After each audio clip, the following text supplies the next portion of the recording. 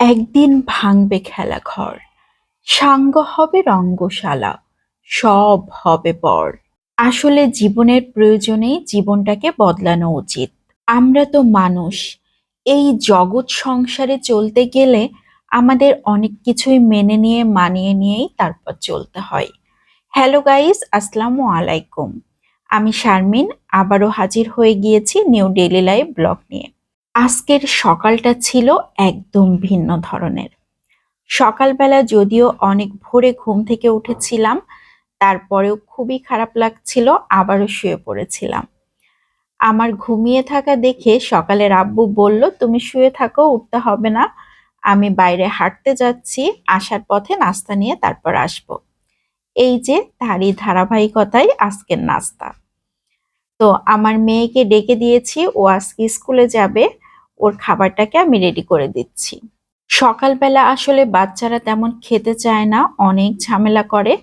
তারপরও আমার মেয়েটা লক্ষ্মী আছে, অনেক কথা শোনে। আমি ওকে খাবার দিয়েছি, বলেছি তুমি যতটুকু পারো ততটুকু খেয়ে নাও।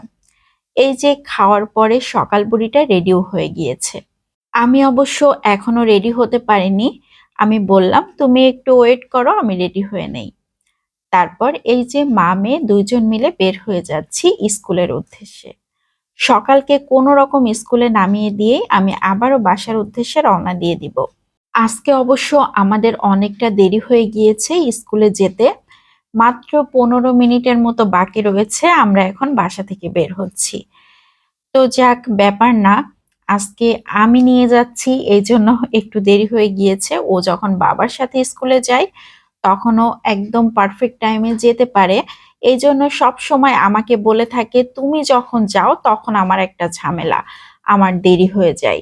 যাক, তারপরও সবার অভিযোগগুলো মাথায় নিয়ে এখনো ভালো আছি আলহামদুলিল্লাহ। স্কুলে পৌঁছে গিয়েছি। স্কুলের বাসগুলো আজকে সবগুলো চলে এসেছে। আমরা আজকে অনেক লেট করে ফেলেছি। স্কুলের সামনে একদম নিরিবিলি হয়ে গিয়েছে, তার মানে সবাই স্কুলে ঢুকে গিয়েছে। সকাল বুড়িটাও তাড়াহুড়ো করে স্কুলের মধ্যে চলে যাচ্ছে, কারণ ওদের এখনই পিটি শুরু হবে। আমি ওকে স্কুলে দিয়ে 1 সেকেন্ডও আর দেরি করিনি, সাথে সাথে রিক্সা নিয়ে নিয়েছি। এখন বাসার উদ্দেশ্যে রওনা দিয়ে দিয়েছি, কারণ এরই মধ্যে আমার ছেলেও চলে আসবে। ও অবশ্য ব্যাচে রয়েছে, ওরও 9টার সময় ছুটি। এই জন্য আমি দ্রুত বাসায় যাচ্ছি। ও যদি ব্যাচ থেকে এসে দেখে যে ঘরে তালা দেওয়া, আমি বাসায় নাই, তাহলে আরো বেশি রেগে যাবে। তো তখন আমার আরো একটা অভিযোগ নিতে হবে, আমি আসছি আর তুমি বাসায় নেই। মায়েদের কিন্তু সব সময় এরকম অভিযোগ নিয়েই চলতে হয়। তো যাক, আমি বাসাতে চলে এসেছি। আজকে সকালবেলা নাস্তা তৈরি করতে হয়নি, তেমন কিছুই করতে হয়নি।